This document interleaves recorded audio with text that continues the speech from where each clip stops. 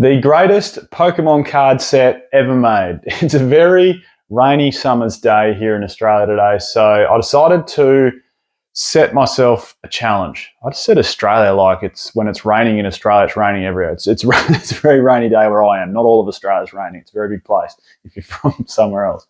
I set myself a challenge to only use the original 151 Pokemon to make the greatest Pokemon card set. So there's 151 cards in the set.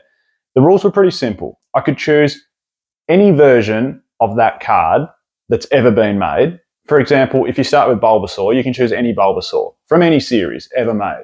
It had to be English, and I tried my best to steer clear of promos, but there's a couple that sneak in there. So hopefully you get the point. They're all 151 Pokemon, from Bulbasaur through to Mew, and you could choose any variant from any set. Modern, EX, Black and White, Expedition, base set. And here's my take on it. So we might as well start rolling and get straight into it. So I started off with, of course, number 1, and we'll go all the way through to 151. What you realise pretty quickly is there's a fair few fillers that come up here. I won't give commentary on every single card. We'll roll through them, but I'll give commentary where commentary sort of is deserved. But Bulbasaur to start us off with. And then I went straight on to the 151 Ivysaur. I think the artwork on that's fantastic. I couldn't go past the base set when it comes to Venusaur. I think he just looks tough in that stance. And I actually pulled that card. I've got it on display. You can't see it. It's on one of the top shelves with a Charizard and a Blastoise. I pulled that card from, and I've still got the original one from when I was young. So that meant a lot. Now, these were hard. I'll tell you what, but before we keep rolling on with it, this was a really, really hard challenge. Hard to choose exactly which artwork to go with. And that's what I sort of thought about. I thought, well, what's the best artwork? What has the best sort of feel to the card? And also, I suppose price comes into it a little bit as well. And these starters were hard. There were some that are hard to choose. Some were pretty easy, but some were hard. And these were hard. So Charmander, I went the secret rare. Dark Charmeleon from Team Rocket, of course. I think that artwork is just insane. And Charizard was the hardest. Man, this one was hard. There's just been so many awesome Charizard cards across the year. It was so hard to go away from base set. But then I thought, you know what? Which Charizards had the most sort of sentiment to me across the years? And that was this one. Gold Star Charizard. I think that is one hell of a good looking Pokemon card. And, it's the Delta species as well to throw that into the mix. Charizard coming out of the border. So many options, like there was. Plasma Storm Charizard comes in there for me as well, but I had to go this one. Let's keep moving, otherwise we're going to be here forever. 151 Squirtle in the Special Illustration Rare. Dark Wartortle. I like Team Rocket. You'll notice there's a fair bit of Team Rocket and Team Rocket returns in this list. And then Blastoise, couldn't go past the Expedition Blastoise. I think, this card just absolutely kills it. I think that is the nicest looking Blastoise card that's ever been made. It's tough. The artwork's phenomenal. It's just deserves to be on there, surely. Let's keep rolling through from the Caterpie lineup. Now, one thing, I'll just roll these through. One thing you realise is that there's actually a fair few filler Pokemon, it feels like, throughout the whole original 151. And some interesting ones. Some of those guys that you sort of just, guys and girls that you forget about. Like, just those, I suppose, filler Pokemon or weird Pokemon. You're thinking, who come up with this? Who designed this Pokemon? It's a bit of a weird one. But we'll keep rolling through, of course. We're through to the Beedrill now. That Astral Radiance Beedrill, I think, alternate art, couldn't go past putting that in there. We go through the Pidgey lineup, the Pidgey trio. I couldn't go past the new Obsidian Pidgeotto. I think that's a nice looking card. Obsidian Flames with that Special Illustration Rare lineup from Pidgey through to Pidgeot. When we get to Pidgeot, I couldn't go past the original Jungle Hollow there. I think that's a really nice card. We'll keep rolling through. A few Gym Series ones made it to here. Fearow, Linsurge's Fearow. I don't think there's a better Fearow card than Linsurge's Fearow. Does command a pretty decent price. And then we start rolling into some of the big dogs. Pikachu was every bit as hard to choose as Charizard, but there's one standout. I couldn't go past Gold Star Pikachu. I think that is an amazing card. Hard to go by. Very, very hard to go by. Unified Minds, Raichu. It was hard because I didn't really choose too many of the tag team ones because that's, two Pokemon. But because it's Raichu and Alolan Raichu, I thought, well, that counts, doesn't it, as a fully Raichu card. So I think that's a cool card from Unified Minds there. Let's go through all the Nido sets. Geez, where are we up to? Nidoran, male, female, Nidorino, Nidorina. Bit of a confusing concept, that the whole male and female when it comes to, they're different. Anyway, and couldn't go past, obviously, when we get to the Nidoking, couldn't go past the Crystal Nidoking. That is by far out and about the most expensive Nidoking card. Let's keep rolling through, though. Again, I won't waste too much time on some of them because there is a fair few fillers sitting inside here.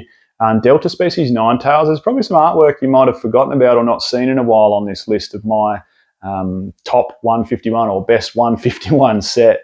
And then when we go through some of the next sort of fillers and whatnot, I think the SIR Gloom certainly deserves to make it to the list. And then also the Alt Art Vileplume from one of the latter Sun and Moon sets sort of deserves to make it on the list. What are we up to now? We must have hit 50. That's number 50, isn't it? So number 51 would be moving into Doug Trio.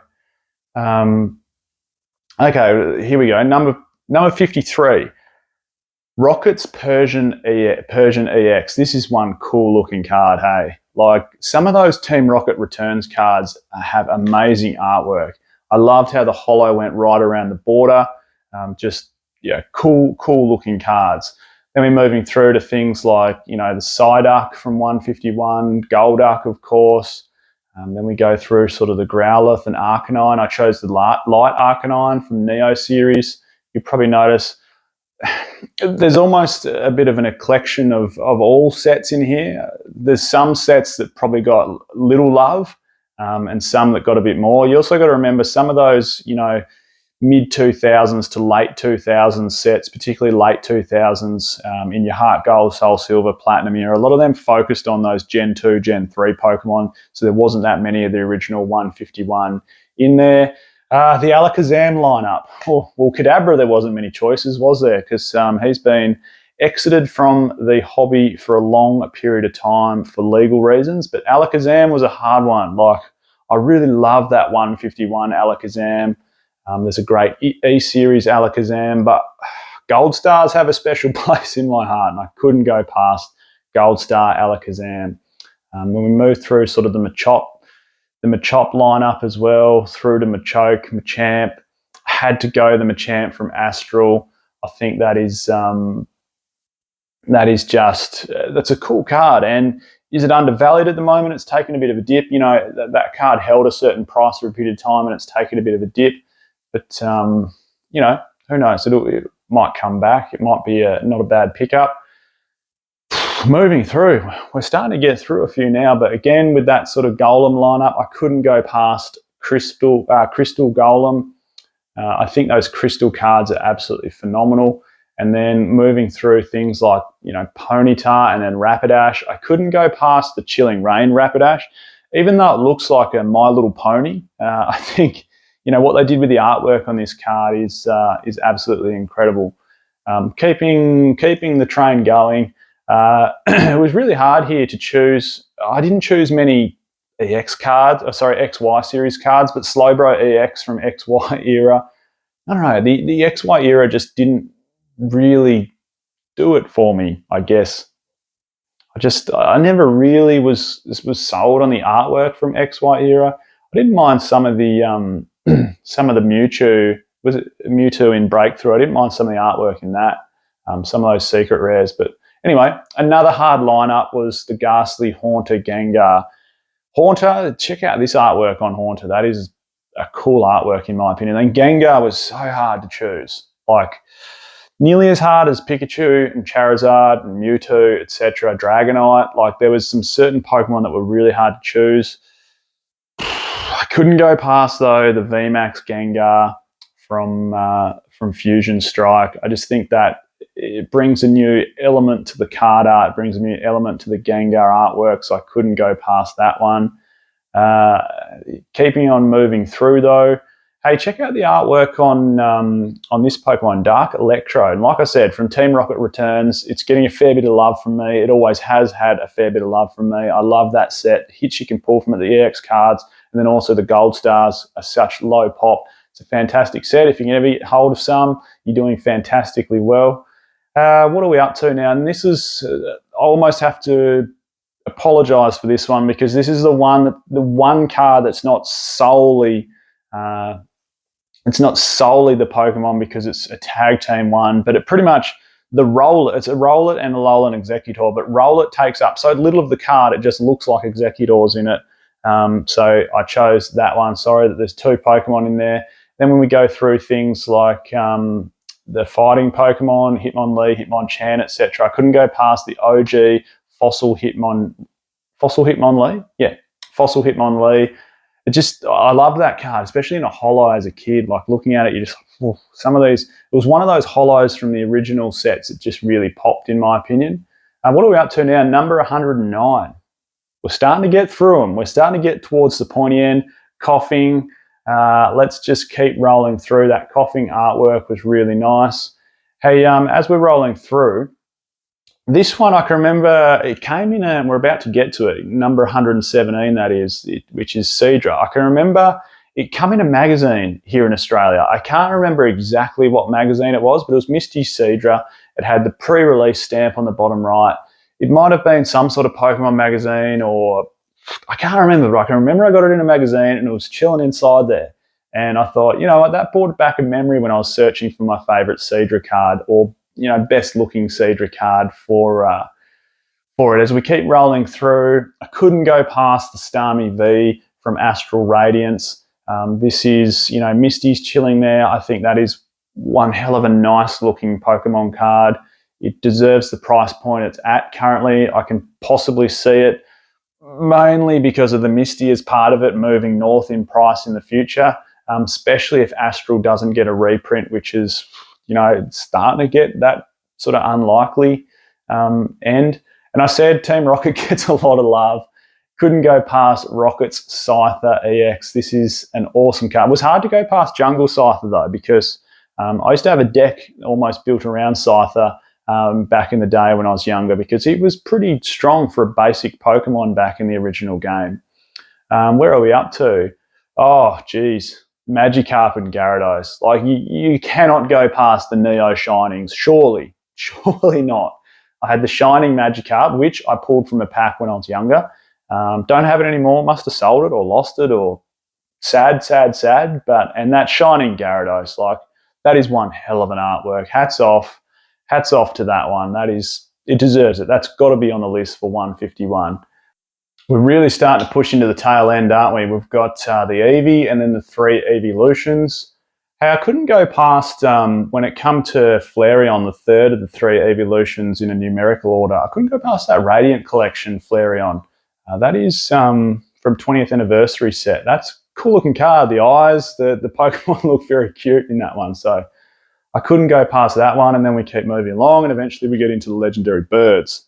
And when it comes to the Legendary Birds, I tell you one that really stands out to me is the Chilling Rain Moltres, the Galarian Moltres. That's cool artwork, cool card. Deserves. I think I went with the Supreme Victors Articuno though as well, which is a secret rare, if I'm not wrong. Dragonite was a hard one. I went with the Dragonair from 151. I think that's, I've talked about that card before in previous videos. I think that's a really cool looking card. Dragonite was hard. I ended up going with the Delta Species Dragonite. I